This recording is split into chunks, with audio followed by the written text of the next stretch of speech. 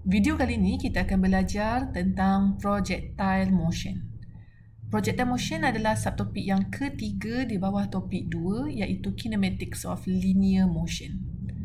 Ada dua linear outcome yang kita akan capai bawah projectile motion. Yang pertama adalah untuk describe projectile motion yang dilancarkan pada satu sudut theta dan juga pada satu sudut 0 degree. Yang kedua adalah untuk kita pandai macam mana nak menyelesaikan masalah yang berkaitan dengan projectile motion. So sebelum kita masuk kepada description of projectile motion, so kita kena faham apakah itu projectile motion. Kalau linear motion, linear itu adalah lurus, bermaksud objek yang bergerak secara lurus. Apakah pula projectile motion? Okay, so projectile motion ni adalah objek yang bukan bergerak lurus tetapi dia bergerak pada satu laluan. Okay, di mana objek tersebut apabila kita lontarkan di udara, so object that is thrown ni maksudnya baling, kita baling di udara. Okay. Jadi laluan yang dia akan ambil untuk objek itu sampai ke tanah adalah secara parabolic path. Okay, will follow a parabolic path. Okay, path ini adalah laluan. Kalau linear motion, laluan dia adalah linear path. Okay, tetapi kalau projectile motion, laluan dia adalah secara parabolik. Parabolik ini adalah berbentuk parabola. Okay, sebagai contoh kita boleh ambil bola sepak. Contoh kalau kita bermain bola sepak, so kita tendang bola. So bila kita nak bola ni masuk ke tiang gol, okay, dan kita akan tendang dia pada satu sudut. Sebagai contoh, so ini adalah sudut theta. Okay, so halaju awal diambil sebagai U, so ini adalah sudut theta. Okay, kalau perasan macam mana laluan yang diambil oleh bola itu untuk sampai ke tiang gol. Okay, jadi laluan dia ambil, dia bukan berbentuk segitiga seperti ni. Tak. Dia juga bukan berbentuk lurus. Okay, pada satu sudut dia tidak akan berbentuk lurus. Okay, dan kalau kita nampak laluan yang diambil adalah berbentuk seperti hemisfer. Okay, bermaksud nampak seperti hemisfer tetapi dia bukanlah hemisfer. Dia adalah sebenarnya bentuk ini adalah parabola. Okay, bila kita sebut sebagai parabola, okay, kenapa berbentuk parabola adalah disebabkan komponen yang berbeza pada horizontal dan vertikal dia. Okay, dan kenapa parabola? Sebabkan pada horizontal component, okay, halaju dia adalah constant. Okay, constant velocity pada horizontal component. Okay, dan kenapa dia juga membentuk parabola adalah disebabkan pada vertical component, halaju dia adalah berubah. So, dia berubah. Okay, change in the velocity pada vertical component. Changing velocity.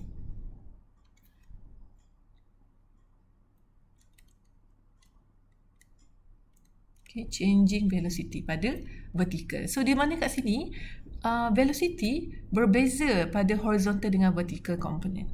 Okay, kalau kita nak faham kenapa pada horizontal one is constant velocity dan kenapa dekat vertical dia adalah changing velocity, kita kena faham maksud parabola itu sendiri.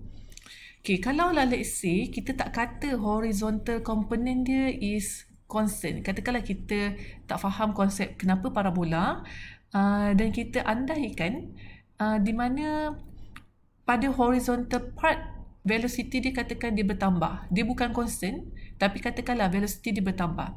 Okay, jadi kalaulah velocity dia bertambah secara horizontal, apa yang berlaku adalah bila mana kita baling bola pada satu sudut, jika velocity x dia bertambah, horizontal bermaksud x component. So katakanlah velocity x dia bertambah, bermaksud kita baling sesuatu bola pada satu sudut theta, dia akan ambil laluan macam mana tau? Dia ambil laluan semakin jauh untuk sampai ke tanah. Macam ini. Tidak logik sama sekali untuk dia ambil laluan seperti ini untuk sampai ke tanah. Ini adalah menunjukkan Vx dia semakin bertambah. Okay? Ini semakin bertambah. Vx dia semakin besar. Sebab tu laluan dia semakin panjang untuk sampai ke tanah. Ini adalah Vx. Okay, ini kalau kita katakan horizontal component velocity dia bertambah. Ini tidaklah logik. Okay, sangat tak logik. Okay, kalau kita kata pula velocity x dia berkurang. Okay, kalau velocity x dia berkurang, apa yang berlaku adalah kita baling bola pada satu sudut, theta. Okay, kalau Vx dia berkurang, bermaksud kita baling dia sampai ke maximum height dan dia akan terus pop jatuh straight forward ke bawah. Okay, kenapa kalau kita kata Vx berkurang, semakin lama Vx dia semakin kecil nilai dia. Semakin kecil. Dan dia become zero. So, Vx semakin kecil. So, ini pun tidak logik. So, ini adalah situasi Vx kecil. Ini adalah situasi Vx besar. So, kedua-dua bentuk atas dan di bawah ini bukanlah berbentuk parabola. Dan kalau kita baling satu objek pada satu sudut pun, dia tidak akan ambil laluan seperti ini. Dan sebab itulah logically, untuk horizontal part, velocity dia perlu constant. So, bila constant bermaksud, jarak daripada initial position untuk sampai ke maximum height, for example, this is maximum height, adalah sama laluan dia dan sama masa dia untuk dia cecah ke bumi pada level yang sama. So, ni adalah bumi. Tanah kita lah. Dia macam separuh perjalanan. Sebab itulah Vx dia adalah constant. Nanti kita akan tengok lebih lanjut daripada simulasi. So ni adalah Vx yang constant. Barulah dia akan membentuk sebagai parabola. Sama seperti reason for vertical parts. Jadi kenapa dia membentuk parabola juga adalah disebabkan velocity pada y component dia adalah berubah. So katakanlah kita tidak faham kenapa velocity pada y component dia kena berubah. Kita katakanlah dia adalah constant. Contoh, kita tak faham konsep parabolic path dan kita rasa dia adalah constant. Maksudnya Vy dia constant. Apa yang berlaku pada satu objek yang dibaling pada satu sudut? So ini adalah konsep yang salah. Maksudnya pemahaman yang salah. Jika Vy iaitu vertical component dia is constant, dia tak berubah, katakan Vy dia konsep dia kena berubah, tapi katakanlah dia tidak berubah, katakanlah kita fikir dia adalah constant. Apa yang berlaku? Jadi kalau kita baling satu bola pada satu sudut theta, kalau kita kata vertical component untuk velocity dia constant, sangat kelakar. Kenapa? Sebab bola yang dibaling pada satu sudut, dia akan go straight line ke atas, ke outer space. So ini kita baling dekat bumi, kita baling pada satu sudut, dia akan terus shoot directly pada sudut yang kita baling tu. Contoh, kita baling pada sudut 30 degree. Dia akan sampai ke angkasa lepas pada sudut 30 degree tanpa jatuh ke bumi. Sangat kelakar lah Kalau macam tu, tak adalah konsep bola sepak, tak adalah konsep bola badminton, tak adalah konsep bola jaring. Sebab apa? Sebab semua bola yang dibaling semua akan pergi ke angkasa lepas. Itu kalau kita fikir velocity pada vertical component dia adalah constant. So sangat lucu dan tak logik lah Sebab apa? Sebab kita masih wujud kekuatan graviti bumi untuk tarik semula objek yang berlepas, yang thrown upward, dia akan jatuh ke bumi. So itu menunjukkan velocity dia perlu berubah. Dia kena berubah pada vertical part. Dia tak boleh constant. Nanti kita akan elaborate lebih lanjut macam mana perubahan velocity tersebut. Adakah semakin meningkat ataupun semakin berkurang. Jadi kat sini kesimpulan kita nampak untuk parabolic path, kenapa bola yang dibaling ke udara akan follow parabolic path adalah disebabkan horizontal component dia mempunyai constant velocity dan vertical component dia mempunyai velocity yang berubah. Di mana horizontal velocity tu menunjukkan ni adalah Vx yang constant. Dan vertical velocity tu menunjukkan adalah Vy yang berubah, changing. So specifically, apa maksud changing itu? Changing macam mana? Sebab objek yang naik mesti akan turun. Jadi changing tu adalah bermaksud bila dia thrown up, laju dia semakin berkurang. So Vy berkurang, decreases apabila dia moving upward. Dan semasa dia kembali ke bumi, Vy dia berubah secara berkurang. Dia berkurang bila dia jatuh semula ke bumi. Okay, so kat sini motion yang berbeza upward dengan downward menunjukkan hal laju vertikal dia berubah. Sorry, dia nak panah ke atas ya. Velocity dia bertambah bila dia jatuh ke bumi. Okay, kalau dia naik, dia akan berkurang hal laju dia. Okay, so ni anak panah ke atas. Okay, so decrease and increase ni menunjukkan changing. Hal laju pada vertical component adalah changing. Okay, so kita akan tengok pada satu simulasi of projectile motion. Okay, so simulasi ni saya dapat daripada FET Colorado. So boleh klik kepada animasi FET Colorado dan pergi ke projectile motion. Okay, so untuk contoh yang pertama ni saya akan letakkan pada satu level yang sama initial dengan final dia. Okay, so then kita baling satu golf ball daripada cannon pada satu sudut 55. Okay, dan saya nak awak tengok macam mana laluan yang diambil bila mana golf ball ni hit the ground daripada cannonball. Okay, sekarang saya hit the cannonball, dia shoot terus pergi ke sasaran. Okay, sekali lagi. Okay, so initial velocity dia daripada sudut 55. Okay, right. So kalau kita nak perhatikan dekat sini, kita tengok dahulu konsep velocity. Okay, so perasan tengok pada arrow berwarna hijau iaitu untuk total velocity. Okay, so anak panah hijau total velocity ni menunjukkan direction dia tangent dengan curve. Okay, tangent kepada curve. Okay, sekali lagi saya buat slow motion. Alright, so total velocity ini adalah sentiasa curve tangent kepada lengkungan tersebut. Okay, dia tangent kepada lengkungan tersebut. Alright, so kita boleh lukiskan dia. Okay, so kenapa penting untuk kita lukiskan hal laju? Kenapa kita kena nak translate X and Y component? Kenapa kita nak tengok pada dia punya jarak daripada initial ke final? Semua ni adalah disebabkan kita akan kembali kepada asas. Okay, di mana bawah projectile motion kita akan guna balik asas kinematics equation. Okay, yang mana kita dah belajar ada 4 persamaan kinematics. V bersamaan U plus AT, tu yang pertama. Kemudian V square is U square plus 2AS. Okay, kemudian S is UT plus half AT square. Dan last sekali adalah S is 1/2 U tambah V darab dengan T. Okay, so 4 equation asas linear motion ini di bawah kategori kinematics of linear motion. Okay, dan di mana ini juga boleh digunakan dalam konsep projectile motion. Sebab projectile motion ni juga adalah satu topik kinematics. Okay, jadi kat sini kita perlu untuk faham apakah velocity V, apakah initial velocity U, apakah A pecutan, apakah S displacement, apakah time taken untuk setiap point pada parabolic path tersebut. Okay, itu yang saya akan explainkan. Okay, jadi the first thing yang kita nampak tadi adalah saya akan kembangkan hal laju dulu. Okay, saya akan explain konsep hal laju. Right, saya akan buat satu persatu.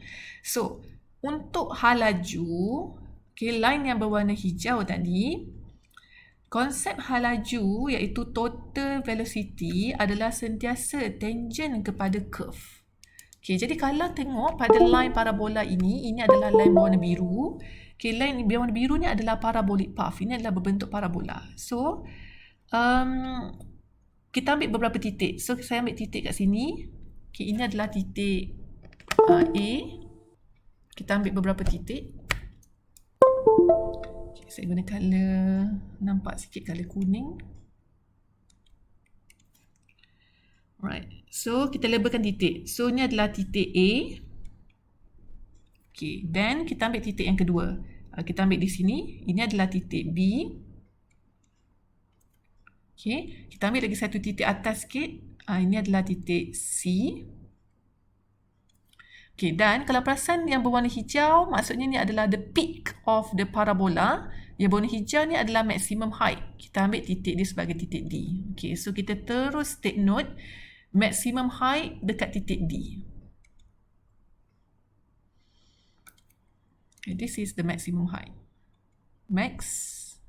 Maximum height. Ketinggian maksimum.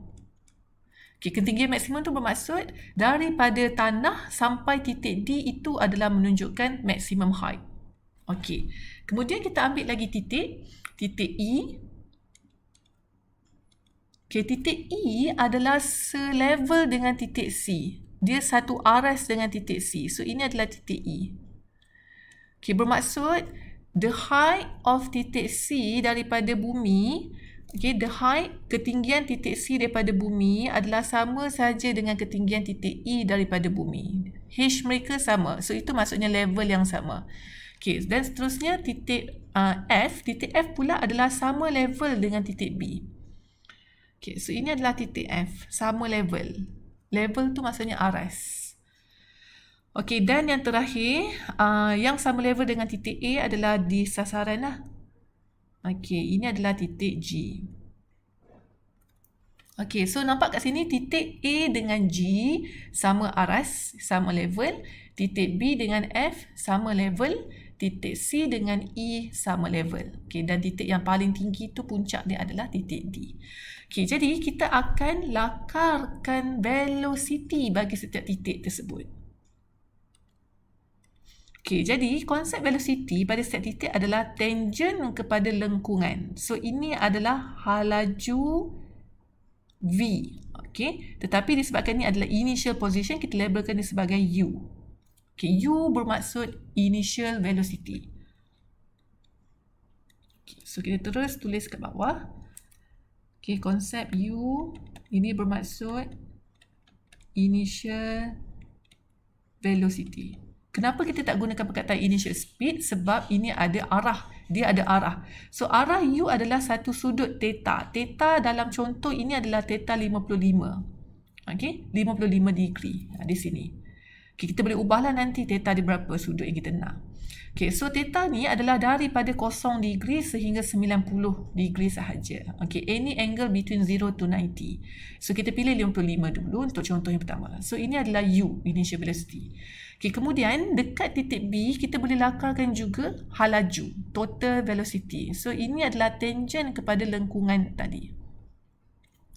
Okay, so ini adalah VB. Okay, so kali ni saya gunakan simbol V.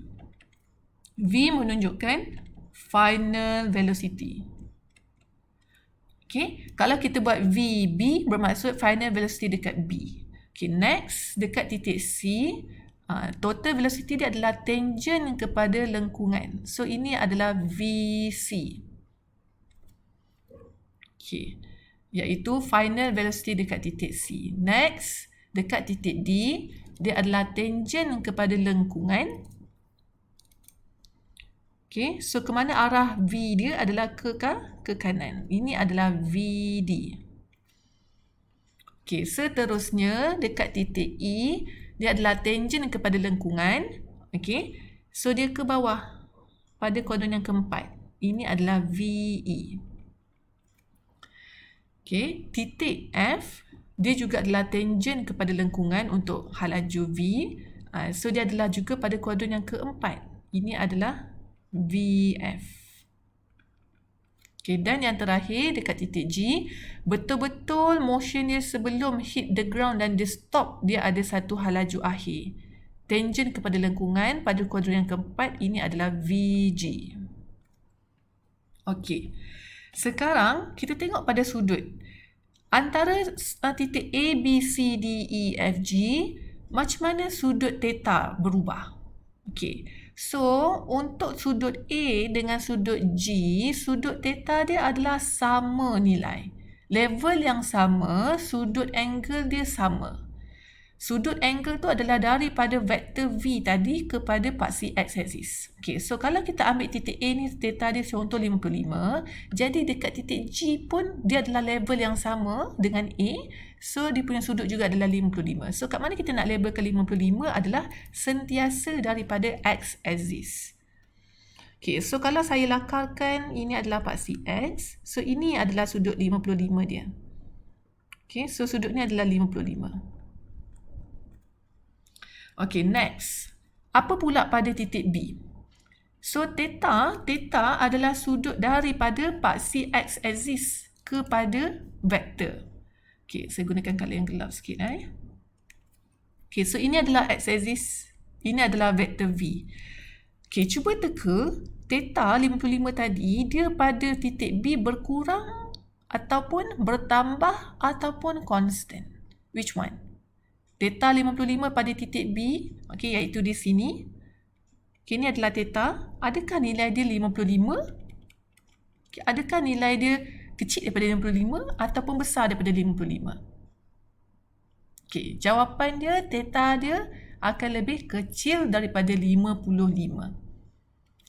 Okay, theta dia kena berkurang. Kenapa kena berkurang? Sebab dia nak jatuh ke bumi. Bila dia nak jatuh ke bumi, tak bolehlah theta 55 juga. Kalau theta 55, ini 55, apa yang berlaku? Objek tu akan terus going straight, linearly pergi ke angkasa lepas. Tak logik. Kalau theta dia adalah sama 55. Dekat titik C pun kalau nak cakap 55 macam kelakar je, maksudnya dia goes in a straight line, pergi ke angkasa lepas. Okay? Salah. Kalau awak kata theta tu besar daripada 55 dekat titik B, apa yang berlaku? Dia akan melengkung ke atas. Bermaksud awak baling bola pada sudut 65, bola tu bukannya nak pergi ke goal, dia pergi ke angkasa lepas dengan satu trajectory macam ni. Dia pergi trajectory lengkung ke atas. Okey, contoh ini bola. Kalau awak kata theta dia semakin besar, dia lengkung ke atas macam tu. Okey, macam ada superpower pula. Okay, salah Kalau kita kata theta constant, dia akan shoot direct pergi ke angkasa lepas. Salah juga. So, theta kena berkurang supaya dia boleh turun balik ke bumi. Okay. So, maksudnya dekat titik B kena satu sudut yang lebih kecil daripada 55. Okay, kita ambillah satu nilai. Okay, katakanlah nilai theta tu 40. Ambil je apa nilai. Okay. Saya ambil contoh 40. Okay, jadi kat mana lagi sudut yang 40? Okay, jawapannya adalah pada aras yang sama, iaitu dekat titik F. So, dekat titik F juga adalah sudut 40. So, ini adalah 40 theta. Okay, seterusnya dekat titik C. So, dekat titik C, theta adalah daripada paksi X kepada vektor VC. So, secara logik, theta kena semakin kecil daripada sebelum. So, kalau ini adalah 40, ambil satu nilai theta lebih kecil daripada 40. Okay, so saya katakanlah ambil kat sini nilai dia 10. Contoh. Okay, jadi kat mana lagi theta 10? Jawapannya dekat titik E. Ini juga adalah 10 degree. Okay, dan yang terakhir dekat titik D. Apakah sudut theta? So, sudut theta adalah sudut daripada paksi x-axis kepada vektor tersebut. Dan kalau tengok pada vektor V dekat puncak, dia adalah betul-betul ke kanan. Vektor ini sebenarnya tangent kepada lengkungan parabola dekat maximum height adalah ke kanan. So, vektor VD ni memang directly ke kanan, selari dengan paksi x-axis. So, kalau VD ni selari dengan paksi x-axis, maka theta dia adalah kosong. Sebab theta ni sudut daripada paksi X kepada vektor. Dan disebabkan dia selari dengan paksi X-axis ke kanan. So, vektor yang ke kanan memang automatik theta dia kosong. Kalau vektor dia ke atas, theta dia 90 degree. Okey. So, kat sini nampak di mana theta dia semakin berkurang bila mencapai maximum height. Dan dia kembali bertambah bila kembali ke bumi. Okey, so itu adalah theta. Okay, next kita tengok pula pada component of velocity. Okay, saya fokus pada component of velocity. So, tengok anak panah berwarna hijau untuk component. Saya masukkan sekali total. Okay. Saya buat slow motion. So, perhatikan x component terlebih dahulu. Ini adalah x component of the velocity. Sebab velocity dia pada satu sudut theta 55, maksudnya dia ada component x dengan y. Okay, sekali lagi. Tengok pada x component dia dulu. Okay, nampak tak? X component untuk velocity tadi, dia sentiasa constant. Daripada awal sampai maximum height dan sampai kembali ke bumi, x component velocity dia tetap constant sahaja. Okay, sekali lagi. Tengok. Anak panah ke kanan ini adalah velocity X. Ini adalah velocity X. Dia tetap saja. Okay, panjang dia sama saja daripada awal sampai max, sampai semula ke bumi. Vx dia constant. Okay. So, kita lukiskan. Vx dia constant. Okay, kita ambil colour hijau. Okay, so kita lukiskan dahulu Ux. Okay, so Ux dia ke kanan. Bila sebut X, itu bermaksud komponen X. Okay, jadi Ux ni mestilah ke kanan. Dan dekat VB, dekat point B, mana dia punya komponen X? Ke kanan juga sebab ini ada pada koordinat pertama. So, ni adalah Vx, VBx. Ke kanan.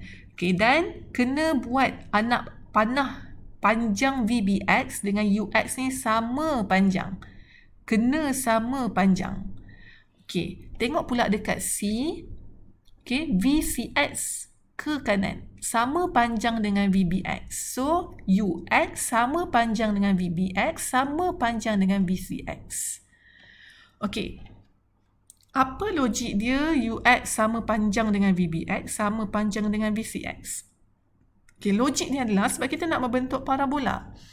Apa yang berlaku kalau V dia semakin bertambah? Contoh awak lukis VBx tu panjang daripada Ux. Okay, dan awak lukis pula VCx ni lebih panjang daripada VBx. Maksudnya macam mana? Maksudnya kalau Ux dia, ke kanan kita fokus x-axis saja. Okay, dekat point B kat atas ni awak lukis VBx kanan macam ni. Makin panjang, ni VBx. Dekat titik C lagi panjang. Okay, apa konsep dia adalah, satu bola yang dibaling, dia akan lari jauh daripada sasaran. Dia macam ibarat saya baling bola daripada asrama, daripada hujung, contoh ni adalah padang bola asrama cetak logik. Ni padang bola, okay, katakan saya baling bola kat sini secara parabola. Kalau velocity dia bertambah pada x komponen, kita punya tianggul kat sini je. Tapi kalau dia punya konsep velocity dia bertambah, dia bukan sampai ke tianggul. Dia mungkin sampai ke Benut Pontian sana tu. Kita duduk kat Kolej Matrikulasi Kejuruteraan Johor, KMKJ je. Kalau awak baling bola, velocity dia semakin bertambah, dia ibarat macam logically, literally ni macam awak baling bola pada sudut tersebut, dia pergi sampai ke Benut. Sebab apa? Sebab velocity dia bertambah. Dia tak boleh lah sebab dia parabola, dia mestilah jatuh semula ke bumi kan. Jadi dia kena mengambil parabola path, so x komponen dia kena constant. Okay. So itu adalah konsep dia, dan tak logik juga kalau velocity VBx semakin kecil daripada Ux, VCx semakin kecil daripada VB, tak logik juga. Kalau macam tu kita baling bola, tianggul kat sini, baling terus jatuh ke bawah. Baling tu jatuh kat bawah. Dia macam tak sempat nak pergi ke satu laluan. Terlalu cepat dia jatuh flat ke bumi. Salah lah So dia juga bukan berbentuk parabola. Okay, so logik dia kena constant untuk x komponen. Okay. Dan VD, okay, dekat puncak, dekat maximum height, VDX adalah sama magnitude dengan VD. Okay, kenapa? Sebab VD ni pada x-axis. Dia punya theta kan kosong. So, dia pada x-axis. Positif x-axis. So, itulah juga nilai VDX. So, nilai VDX sama nilai dengan VD. Okay. Dan dekat E pun sama. So, VEX juga ke kanan. Sama panjang dengan VDX. Sama panjang dengan VCX. Sama panjang dengan VBX. Sama dengan UX. Okay. Dan terakhir dekat VFX juga ke kanan. Okay, sama panjang dengan poin-poin yang sebelum ni, dan terakhir dekat VG, kat point G, ke kanan, ni adalah VGX. Okay, so nampak di sini kesimpulan dia pada X component, velocity dia adalah constant. Okay, so kita dah keluarkan konsep dia. Yang pertama, velocity X adalah constant. Dia constant dengan siapa sebenarnya? Dia constant dengan UX. Okay, kalau kita ambil contoh dekat VBX, masukkan kat sini, VBX sama dengan UX. Kalau kita ambil dekat titik C, VCX sama dengan UX. Kalau ambil kat titik D, VDX sama dengan UX. Okay, now kalau kita tengok pada nilai UX, kebiasaan dalam soalan kita akan bagi nilai U. Okey, contoh halaju dalam simulasi ini, halaju U dia adalah 15. Okey. So tengok cursor saya bergerak, so ini adalah 15, so ini adalah initial speed. Okey, halaju magnitude dia adalah 15. Okey, jadi jika U, ini konsep daripada chapter 1. Okey, jika U adalah 15, sudut dia adalah 55, maka UX kita akan gunakan rumus cos. Okey. Okey, sekali lagi, so ni adalah U, okey, iaitu 15. Okey, dan ini adalah UX yang kita dah lukis, dan ini adalah theta. Okey, dan kalau perasan, ini adalah sebenarnya right angle triangle. So, di mana kalau nak sebutkan UX dalam sebutan U iaitu 15 dengan theta iaitu 55. So, UX ni kita akan gunakan rumus cos. Okay, cos theta adalah cah. Adjacent iaitu UX bahagi dengan hypotenuse iaitu U. So, UX adalah U cos theta. Ini adalah seperti topik 1. Okay, so UX kita adalah U cos theta. So, apakah U? U cos theta adalah 15 cos 55. So, itu adalah VX, konsep yang pertama.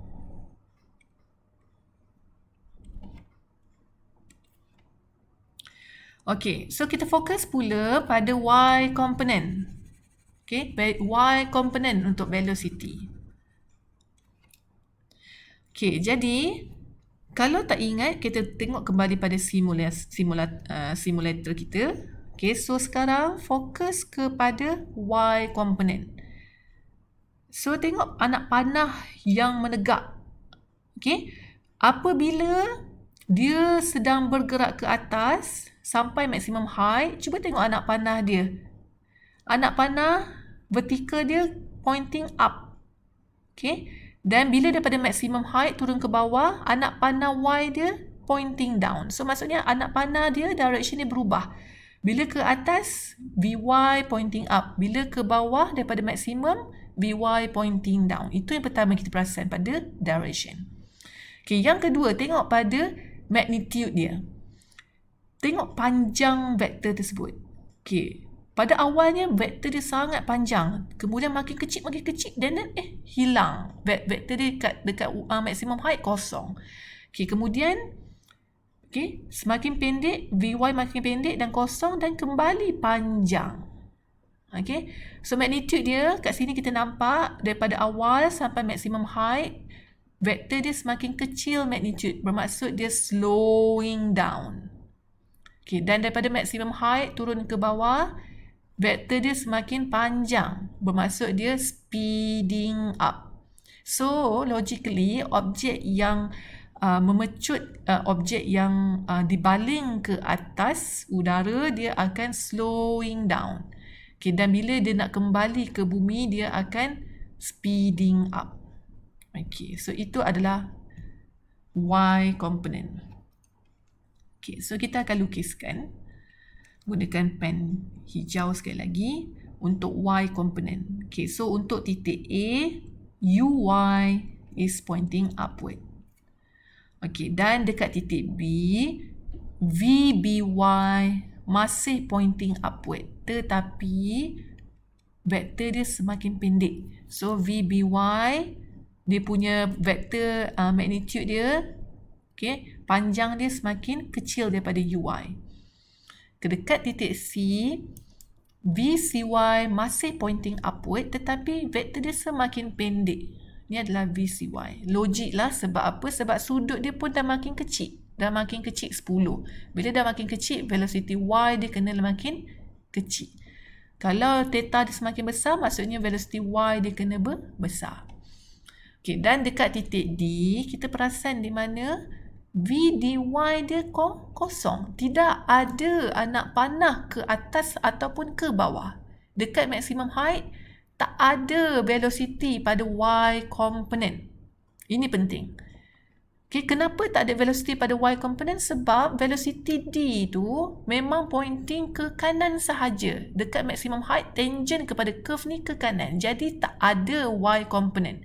So, velocity Y dekat maximum height kena kosong. Okay. So, next dekat titik E. Dekat titik E, VEY dia nak turun bawah. Daripada D, dia nak pergi ke bawah. So, anak panah VEY, nampak VE ni pada koordinat keempat. So, automatik VEY ke bawah. Sebab pada koordinat keempat, vektor dia, komponen kanan X dan komponen bawah tu Y. Okay, so itu adalah VE pada koordinat keempat. So, nilai VEY ni sebenarnya speed dia adalah sama dengan speed VCY. Tetapi velocity C dengan velocity E berbeza. Kalau VCY pointing up, kalau VEY pointing down. Okay, velocity dia berubah tetapi speed dia sama. Sebut speed tu menunjukkan skala kuantiti, nilai dia saja. So, nilai VCY sama nilai dengan VEY. Kenapa? Sebab aras yang sama, sudut theta dia sama 10 degree. Tetapi, velocity dia berubah. Velocity dia tak sama. Kenapa velocity C dengan velocity EY tak sama? Sebab arah dia berbeza. Kalau VCY up ke atas, sebab dia sedang bergerak ke atas. Dekat titik E, VEY dia ke bawah sebab motion dia sedang bergerak ke bawah. So, velocity dia berubah tetapi speed dia sama untuk C dengan E. Okay, the same explanation dekat titik F. Okay, dekat titik F juga, motion dia sedang jatuh ke bawah. Okay, jadi anak panah VFY semestinya ke bawah. Tetapi, disebabkan sudut dia makin besar daripada sebelum dekat E 10 degree je, tapi dekat F dah jadi 40. So, dia punya komponen Y semestinya akan bertambah. Jadi, anak panah VFY ni kena lagi besar daripada VEY. Okay, dan speed VFY adalah sama speed dengan VBY. Okay, kenapa? Sebab aras level dia sama. B dengan F level dia sama. Tetapi velocity Fy tak sama dengan velocity By. Kenapa? Sebab arah dia berbeza. VBY atas, VFY ke bawah.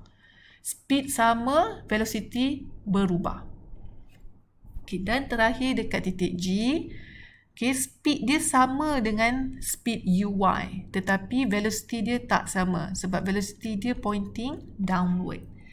Okay, tapi dia punya speed, dia punya magnitude nilai dia sama untuk A dengan G. Okey, so kita boleh tuliskan konsep tersebut. Okey, di mana untuk Y komponen VY, okey, VY dekat mana-mana titik. Okey, so kita boleh kirakan daripada rumus lah. Rumus yang mana rumus, dan kita akan pecahkan daripada rumus. Boleh rumus yang pertama boleh sebab ada kuantiti V. Rumus yang kedua buas ni pun boleh sebab ada kuantiti V. Okay, tapi yang penting dekat sini, kita kena tahu konsep Vy dia kena berubah. Dia berubah, changing. Di mana semasa motion dia ke atas, velocity Y dia decreasing. Okay, so semasa dia moving upward. Okay, tetapi bila dia sampai dekat maximum height, dekat titik D, velocity Y dia kena kosong. Okay, kenapa? Sebab tiada Y komponen pada titik D. Okay, dan bila dia going downward daripada maximum height, velocity dia akan increase. Okay, so ini bila motion dia going downward. Downward daripada maksimum kepada bumi, kembali ke bumi. So, ini nampak di mana Vy dia daripada decrease, kemudian jadi kosong, kemudian increase. Ini menunjukkan velocity Y dia berubah. Okay. Right. So, kita dah bincang untuk velocity. Okay, next, kita tengok pula pada pecutan. Konsep pecutan. Okay, bagi konsep pecutan, iaitu A, kita boleh pecahkan A kepada dua komponen, X dengan Y. Kenapa? Sebab kita ada kuantiti X velocity dengan kuantiti Y velocity. Okay, jadi untuk konsep X, AX, A ini adalah bermaksud pecutan. Okay, kalau tengok pada konsep X komponen, AX semestinya adalah kosong. Kenapa kosong? Sebab velocity dia pada X component tak berubah. Velocity X dia tetap. Contoh tengok UX dengan VBX, dengan VCX, dengan VDX, VEX, VFX, VGX. Bukan ke sama sahaja nilai mereka? Kan constant saja. Dekat mana-mana titik sepanjang parabola, VX adalah sama dengan UX. Jadi konsep dia adalah constant velocity pada X component. So, itu menunjukkan pecutan X dia kena kosong. Pecutan X kosong menunjukkan velocity dia constant. Ibarat awak bergerak dengan satu laju yang tetap. So, maksudnya awak tak memecut lah. Ibarat kalau awak bawa, contoh kedua, awak bawa kereta, bawa motor. Awak punya laju motor tu tetap. Sama je dia punya RPM. Dia punya speed pun sama je. Maksudnya awak tetap memecut. Awak tak tekan minyak, awak tak tekan brake. So, maksudnya tiada pecutan. So, itu adalah maksudnya AX sama dengan kosong. Okay, manakala tengok pada Y component, kita nampak di sini velocity dia berubah-ubah. Masa naik atas, velocity dia berkurang. Sampai maximum height, velocity Y dia kosong. Bila dia nak turun balik, velocity dia semakin meningkat. Ini menunjukkan ada nilai pecutan pada paksi Y yang menyebabkan velocity itu berubah. So, bermaksud AY tidak boleh kosong. Dia ada satu nilai yang tetap. Okay, AY nilai tetap dia, apa yang menyebabkan velocity Y dia berubah-ubah seperti sedemikian? Kenapa dia boleh decrease? Kenapa dia kosong? Kenapa dia increase? Disebabkan objek yang dilontarkan di udara, kita berada di bumi. Okay, semua objek yang dilontarkan di udara adalah berada di atas bumi. Muka bumi kita, dia ada kekuatan graviti dia sendiri. Okay, di mana kekuatan graviti bumi adalah bernilai G. Okay, nilai G adalah 9.81 unit meter per second per second. Okay, so pecutan bumi ini, kekuatan graviti bumi inilah yang menyebabkan velocity Y itu berubah. Okey. So, manakah arah pecutan bumi? Apabila objek bergerak ke atas, apabila objek berada di maximum height dan apabila objek memecut ke bawah. Okey. Apakah arah pecutan bumi? Okey, jawapannya kat sini, arah pecutan bumi adalah sentiasa ke bawah. Okay, bermaksud semasa objek ini sedang bergerak daripada A pergi ke B, okay, dekat titik A dia ada AY. So, AY dia ke bawah. Okay, dekat titik B dia sedang berada di udara. Okay, so AY dia ke mana? AY dia juga ke bawah. Okay, dekat titik C masih rasa kekuatan graviti bumi secara vertikal. So, AY dia juga ke bawah. Okay, dekat titik D, dia masih berada di udara dan masih rasa kekuatan graviti bumi. So, ke mana arah AY? AY dia juga ke bawah. Arah dia ke bawah. Walaupun dia berada pada maximum height, AY dia sentiasa ke bawah. Okay, dekat titik E, manakah arah AY? AY dia juga adalah ke bawah. Okay, dekat titik F, berada di udara. So, dia rasa tak kekuatan graviti bumi? Rasa. So, dia memecut ke bawah. So, disebabkan AY, di mana arah vektor dia ke bawah. Okay, dan betul-betul sebelum dia cecah bumi, so dekat titik G, mana arah AY? AY dia juga ke bawah. Jadi tidak kisah sama ada objek tersebut bergerak daripada A sampai ke D ke atas, AY dia ke bawah. Okay, dan kalau daripada D dia gerak ke G, iaitu motion dia ke bawah, AY dia juga ke bawah. Okey, so kat sini konsep yang kita kena faham adalah untuk arah AY bergantung kepada motion.